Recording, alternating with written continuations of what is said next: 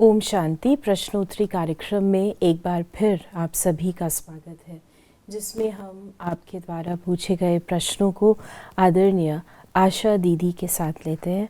आपके कई प्रश्न हम तक पहुँचे हैं। ओम शांति दीदी। ओम शांति दीदी, हमारे पास कई प्रश्न हैं, कई पहले के भी हैं, और सबसे पहले हम बात करना चाहेंगे जो हमारी ब्राह्मण जीवन में अवस्था होती है। तो कॉमन क्वेश्चन ये आता है कि वो मेंटेन नहीं हो पाती, कभी बहुत अच्छी होती है लेकिन अचानक विदाउट एनी रीज़न वो गड़बड़ हो जाती है। तो पूरा पुरुषार्थ ऐसा लगता है कि sometimes very high and sometimes low. तो वो अवस्था अच्छी सदा कैसे बनी रहे? देखिए, इसमें घबराने की बात नहीं है। कई बार ऐसा हो जाता है, कुछ अपने पास्ट के कर्म विकर्म ऐसे होते हैं जो उस पॉइंट पर टाइम पॉइंट पर ज़्यादा पावरफुल आ जाते हैं। तो हम अगर उनको ज़्यादा महत्व दे देते हैं, कोई समझो आपने कुछ बात ऐसी की है जो आपने गलती की है पास्ट में, अब वो आपको याद में आ आई और आप नेचुरली उदास हो जाएंगे कि मैंने ये गलती क्यों की थी, I shouldn't have done it. लेकिन हो गई है तो वो चीज़ भी आपको थोड़ा सा डिप्रेशन में ले जाती है। और कुछ आपके पूर्व जन्म के भी संस्कार हो सकते हैं, कभी वे हावी हो जाते हैं। तो इसमें हमको घबराना नहीं चाहिए, समझ लेना चाहिए ये कुछ ऐसा है और ये मैं ठीक करूँगा ठीक करूँगी। और ये ठीक करने के लिए हमें अपने आप को अव्यक्त बाप दादा के जो महावाक्य हैं वो पढ़ो। और दूसरा, और किसी की क्लासेस के लिए मैं रेकमेंड नहीं करूँगी, लेकिन मैं ये ज़रूर कहूँगी कि हमारे पास बहुत अच्छा क्लासेस का संग्रह है। ज्ञान सरिता है, ज्ञान सुधा है, ज्ञान की अन्य हैं, दादियों के क्लासेस, दादियों की, जिसमें गुलजार दादी के, जानकी दादी के, प्रकाश मणि दादी के क्लासेस, अगर हम उन क्लासेस को पढ़ेंगे, और वो लिटरेचर पर अवेलेबल है और इसके कई कई भाग बने हैं, दादियों के क्लासेस के संकलन हैं, हम लोग तरस जाते हैं। उनकी जो क्लासेस हैं वो बहुत पावरफुल होती हैं, धारणा युक्त होती हैं, उनके जीवन के अनुभव की होती हैं और वो हमारे दिल को टच करती हैं। तो इसको सस्टेन करने के लिए जो हम लोग करते रहे हैं वो यही कि एक तो अव्यक्त बाप दादा के महावाक्य डेली सोने से पहले पढ़ो, एवरी डे। एक दिन ऐसा था जो मेरे तकिए के साथ अव्यक्त मुरली की किताब सदा रहती थी और मैं बिना पढ़े मैं सोती नहीं थी, थोड़ा सा भी पढ़ के सोऊंगी। ये चीज़ आपकी जो रेगुलर उसमें आ जाती है, ये आपको शक्ति देती है और उस शक्ति से आप उस प्रॉब्लम को फेस कर सकते हैं। और दूसरा जो मैंने कहा, दादियों के क्लासेस, कभी ऐसी ब्यूटीफुल बात उसमें होती है जो आपके मनोचित्त में नहीं होती है, आपको बहुत मदद कर देती है।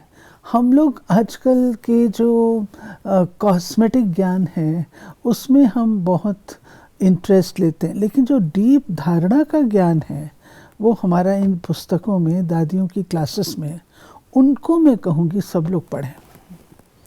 दीदी, कॉस्मेटिक ज्ञान भी आप बता दें। कॉस्मेटिक ज्ञान मैं उसको कहती हूँ जो ऊपर ऊपर का, we should be good, we should not hurt others, if you hurt others you will get hurt, और ये सब चीज़ें छोटी छोटी, ये तो कौन नहीं जानता। पर दीदी ये प्रैक्टिकल है ना, जैसे कौन नहीं जानता, जानते अगर सब कुछ जानते हैं ये बात, और ऊपर ऊपर का है, इसकी रूट क्या है, दुख की रूट क्या है, वो तो नहीं कोई बताता। देह अभिमान। हाँ, दुख की रूट आप बताएं। हाँ, दुख की रूट है आपका देह अभिमान, कोई नहीं बताएगा आपको। दादियाँ बताएंगी देहाभिमान है, वो हमको स्टडी करना चाहिए। यानी अगर हम ज्ञान में और डीप जाना चाहते हैं, समझ को, अपनी अवस्था को जैसा हम बनाना चाहते हैं, तो अंदरूनी हमें पुरुषार्थ करना पड़ेगा। अरे योग पे इतने ब्यूटीफुल क्लासेस हैं, आप किताबें उठा के तो देखिए, इतने बढ़िया क्लासेस हैं योग में। अभी हम कमेंट्रीज का सहारा लेकर के, इसको मैं कहूँगी कॉस्मेटिक योग। तो कमेंट्रीज की आवश्यकता नहीं होती। नो, आप करिए कमेंट्री, आप अपने दिल से बात करिए, उसके दिल की बात आप महसूस करें। वाह, वो कमेंट्री दे और आप महसूस करें, जो उसके दिमाग की उपज है उसको आप महसूस करें। आप अपना क्यों नहीं करते हैं? अपना करिए, अपना आप करेंगे वो दिल का होगा, और थोड़ा सा भी होगा तो आपको उसमें शक्ति मिलेगी, खुशी होगी। यानी हमें अपनी जो योग है, कई बार हम गीतों का या कमेंट्रीज का जो एक सहारा लेते हैं, उसकी जगह हमारे अंदर इतना ज्ञान, बाबा से संबंध हो, वार्तालाप हो अंदरूनी, कि वो हमें शक्तिशाली बनाए। लेकिन प्रैक्टिस के लिए दीदी, इन द बिगिनिंग, बिगिनर्स के लिए तो दैट्स फाइन, वो सहारा लेते हैं, राइट? दीदी एक नहीं, बिगनिंग में भी ज़रूरत नहीं है। अगर मैं आपको को, मान लीजिए आप बिल्कुल बिगनर स्टूडेंट हैं, मैं आपको कहती हूँ आप सब बातें भूल के स्वयं को ज्योति बिंदु आत्मा निश्चित करें। You are able to do it.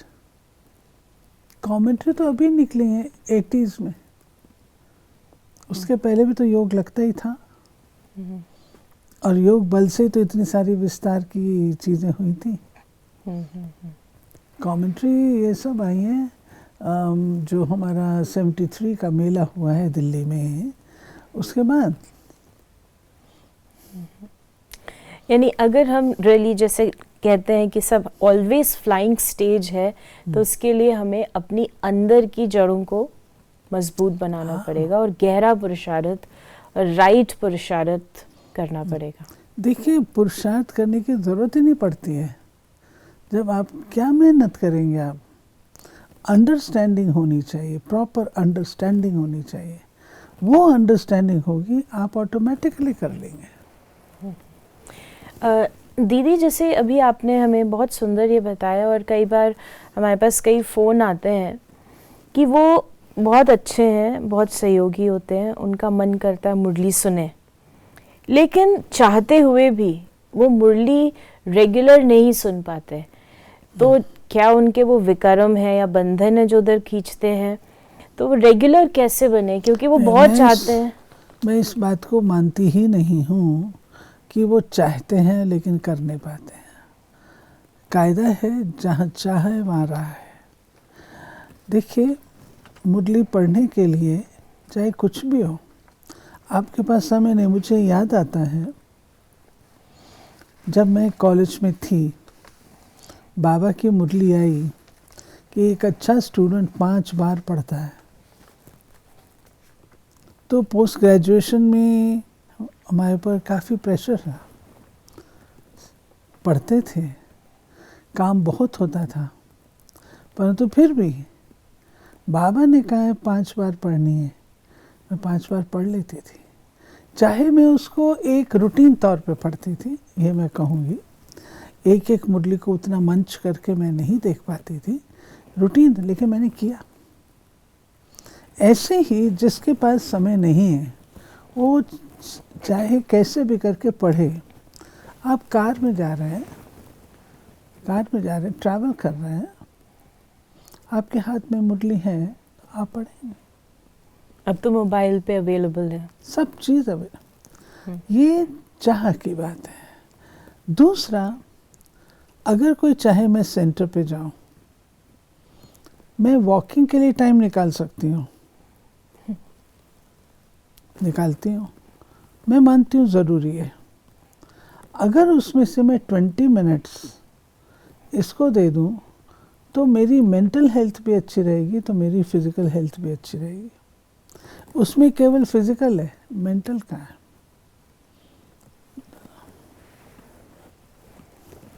एक और प्रश्न है दीदी जी। जैसे लालचंद भाई थे, वो नहीं आ सकते थे। आप थोड़ा लालचंद भाई जी के बारे में बताएं। लालचंद वत्स दिल्ली के स्टूडेंट थे, पांडव भवन के, बहुत बड़े एडवोकेट थे। उनके पास टाइम नहीं होता, वो रात को 2:30-3 बजे तक बैठ करके स्टडी करते थे, अपने केस की तैयारी करते, बहुत ही अच्छे वकील। परंतु उनको बड़े दीदी ने कहा, आपको मुरली सुनने आना है, सुननी ही है। उन्होंने बड़े दीदी की बात की रिस्पेक्ट रख कर के उन्होंने इस प्रिंसिपल को स्वीकार कर लिया।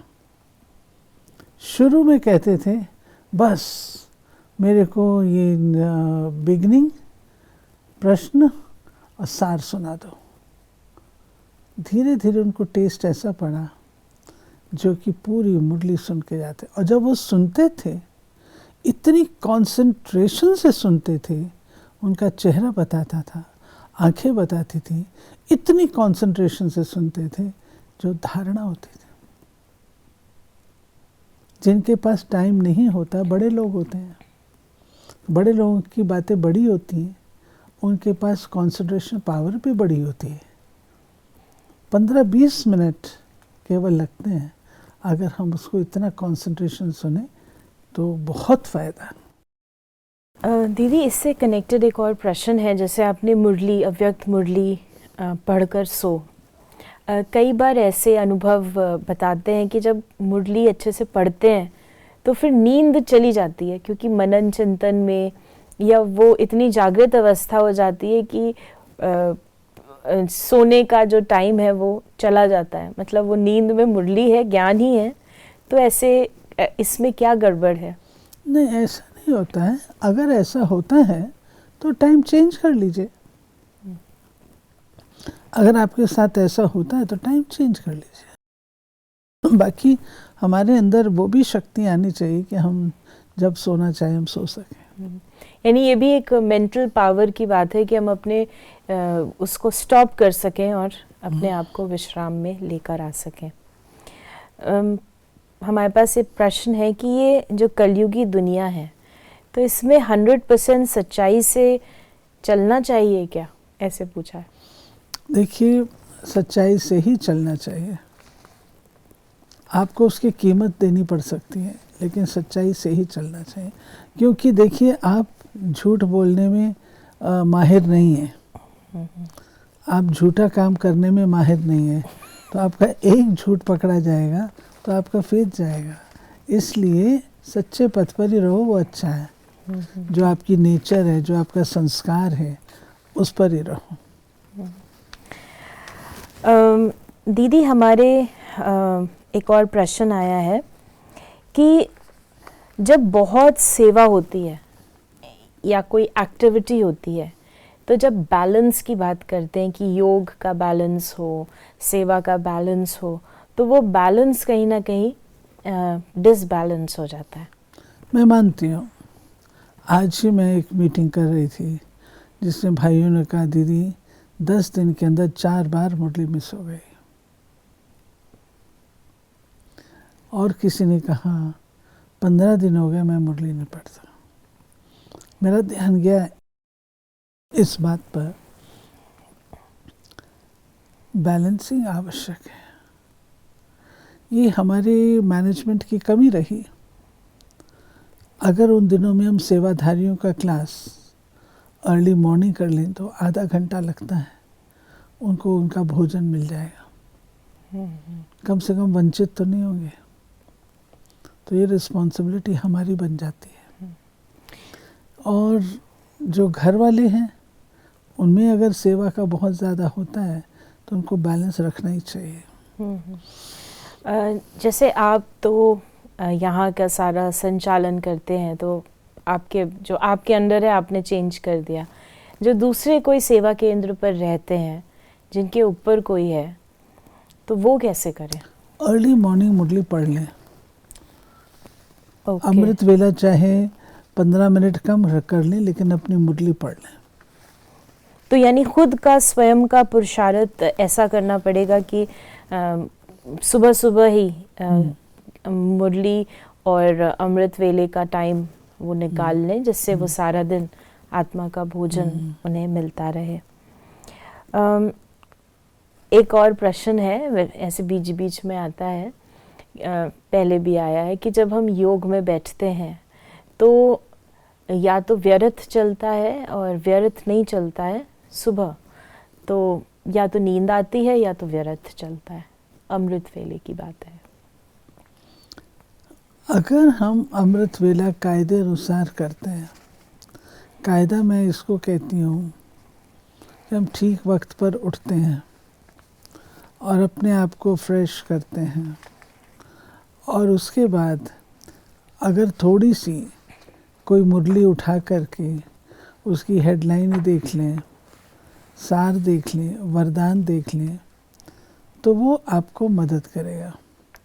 और रात को सोने से पहले भी अपने चार्ट को कंक्लूड करें, देखें क्या है, तो उससे इंस्पिरेशन नेक्स्ट मॉर्निंग के लिए लें। कल सवेरे मैं बाबा से इस विषय पर बात करूंगी। जब आपने अपने ब्रेन को ये फीड दे दिया कि मैं इस विषय पर बात करूंगी, तो आपका कार्य सहज हो जाएगा। आपने कुछ समय पहले मुरली में या अपने क्लासेस के दौरान कहा है कि ब्रह्मा बाबा को कोमलता शब्द अच्छा नहीं लगता था, पसंद नहीं था, तो इसे आप विस्तार से बताएं, क्योंकि कोमलता को कई बार व्यक्ति गुण भी कहा जाता है। उसको कहते हैं छुई मुई, सेंसिटिव, कोई बिल्कुल कोई भी बात को सहन ना कर सके, फीलिंग में आ जाए, ज़रा सा कहो तो मुरझा जाए, ये बाबा को कतई पसंद नहीं है। कुमारियाँ प्रायः कोमल होती हैं, क्योंकि उन्होंने दुनिया देखी हुई नहीं होती है ना। जिन्होंने दुनिया देखी हुई होती है तो उनमें कोमलता नहीं होती। बाबा कन्याओं को इसलिए कहता है तुम शेरनी शक्ति बनो, मैं करने वाली बकरी नहीं बनो। तो मतलब जिसको आप कहते हैं सेंसिटिव, सहन शक्ति जिसमें नहीं है, इसीलिए वो शब्द कोमलता यूज़ किया गया। लेकिन एट द सेम टाइम हमें सॉफ्ट रहना है, लेकिन सेंसिटिव नहीं रहना है। हमारे पास अगला प्रश्न आया है कि अगर हम कोई आत्मा शरीर छोड़कर जाती है तो उसके लिए जो कई विधि विधान बने हुए हैं, कोई दान करने के एक्सेट्रा, वो सारे हमें करने चाहिए या हम सिर्फ बाबा को भोग लगाएं? देखिए, जो ज्ञानी तो आत्मा है वो तो केवल भोग लगाते हैं। बाकी जिनके अंदर आधा ज्ञान है, ज्ञानी भगत है, तो वो फिर ये सब काम करते हैं। तीसरी बात ये भी है कि कई बार हमारे घर के सभी सदस्य ज्ञान में नहीं चलते हैं, तो अगर हम लोग कुछ नहीं करते हैं तो उनके ऊपर उसका गलत प्रभाव रहता है। इसलिए अगर हम कर लेते हैं तो कोई बड़ी बात नहीं है। अगर जो आत्मा ने शरीर छोड़ा है वो ज्ञान में नहीं थी, बाकी सारे ज्ञान में है, तो भी उसको भोग पहुंचेगा? मतलब वो तो जानते ही नहीं है ना। वो तो बाबा को भी नहीं जानते हैं, भोग भी नहीं जानते क्या होता है, तो उसको इतना इसका प्रभाव तो नहीं रहेगा। बाकी कई लोग हैं, कई माताएं हैं, बेटा ज्ञान में नहीं है, नहीं चाहेंगी कि भोग लगाए, तो वो फिर ऐसी आत्माओं का देखा जाता है। यानी उसको उस हिसाब से हमें मतलब असेस करना पड़ता है। अगर माँ भी ज्ञान में नहीं है, बेटा भी ज्ञान में नहीं, तो भोग कौन लगाए, क्यों लगाए? बाबा ने कहा है कि भीष्म पितामह को कन्याओं ने बाण मारे, तो इसको और स्पष्ट करें। ये है जो विद्वत जन है, बड़े बड़े महात्माएं हैं, संत हैं, उनको ज्ञान सुनाना, तो ये बाबा ने कहा भीष्म पितामह आदि को कन्याएं तीर लगाए, वो ज्ञान जो सुनाती हैं, तो वो ज्ञान जो है उनको लगता है। जैसे हमारी प्रेम दीदी थी, तो वो सुनाती थी ज्ञान ज्ञान पूरा सुनाते लेकिन मिठास से सुनाते थे, तो उसकी बात को स्वीकार कर लेते थे। पिघल गए वो लोग, सब पिघल गए। प्रेम दीदी देहरादून, जैसे मम्मा थी और भी, उनके आगे बोल नहीं सके, उसको कहा जाता है तीर लगाना। आर्गुमेंट नहीं करेंगे। बाबा मुरलियों में कई बार कहते हैं कि देवताओं और ब्राह्मणों की महफिल लगती है। वो सूक्ष्म वतन में जो देवताएं हैं, हमारा जो दैवी स्वरूप है वो, और यहाँ के जो ब्राह्मण हैं, ये महफिल, ये बाबा की साक्षात्कार की बातें हैं जो मेरे को तो अनुभव नहीं है, परंतु बाबा बताते हैं ऐसे वहाँ पर वतन में अनुभव होता है। एक प्रश्न आया है कि मेरे पति मुझसे बहुत ज़्यादा नाराज़ रहते हैं और भी उनकी आदतें हैं, तो इस कारण से मैं अपने जो बाबा के जो धारणाएं हैं उसको पूरा रीति से नहीं कर पाती हूँ। अगर करूँगी तो और ज़्यादा घर में कलेश होगा या झगड़े होंगे। तो ऐसी सिचुएशन में बैलेंस कैसे बनाएं, क्योंकि जैसे आप बाबा भी कहता है कि घर गृहस्थ में रहना है, लेकिन कोई ऐसा संबंध हो जो कड़ा हो और पूरी धारणाएं नहीं करने देते हो, तो क्या करें? देखिए, आप उसको छोड़ तो सकते नहीं है ना, घर गृहस्थ को तो छोड़ना नहीं है ना, वो तो बाबा ने बताया नहीं है। आप पति को भी छोड़ना नहीं है। आपके सामने एक ऐसी आत्मा है जो आपके बिल्कुल विपरीत है, या आपको योग का प्रयोग करने के लिए एक सब्जेक्ट मिला है। आप अपने योग की शक्ति को बढ़ाएं, योग का प्रयोग करें।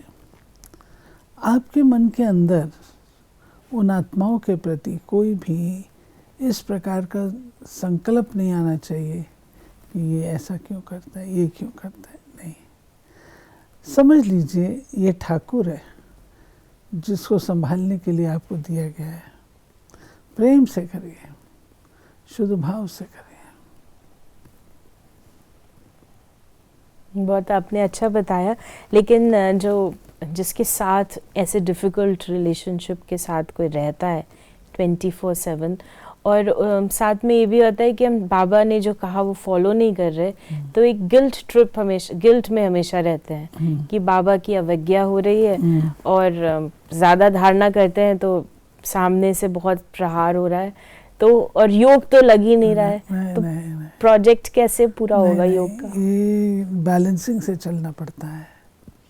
कहीं आपको झुकना पड़ता है, कहीं खड़े होना पड़ता है, कहीं कैसे, कहीं कैसे, कहीं कैसे करना। तो ये सारा हमारे पुरुषार्थ को हमें, जैसे हमने पहले भी कहा कि उसको हमें और डीप बनाना है और अपने आप को मोल्ड करना है। कैसे भी बातें आएंगी उसमें हमें चेंज के साथ आगे बढ़ते रहना है। तो दीदी, बिफोर वी क्लोज, आपका सभी के प्रति पुरुषार्थ के लिए क्या शुभ इशारा होगा? पुरुषार्थ के लिए मैं ये कहूँगी कि आजकल बॉडी कॉन्शियसनेस के कारण से बहुत सारी चीज़ें हम अपने लिए इनवाइट कर लेते हैं। तो जहाँ तक हो सके सोल कॉन्शियस अशरीरीपन का अभ्यास करें, वो अच्छा होगा। आपका बहुत बहुत धन्यवाद। और यदि आपके मन में भी कोई प्रश्न है तो आप उसे SMS कर सकते हैं या WhatsApp मैसेज कर सकते हैं 8826599309 पर, और इन प्रश्नों का उत्तर हम प्रश्नोत्तरी कार्यक्रम में ही देने का प्रयास अवश्य करेंगे। ओम शांति।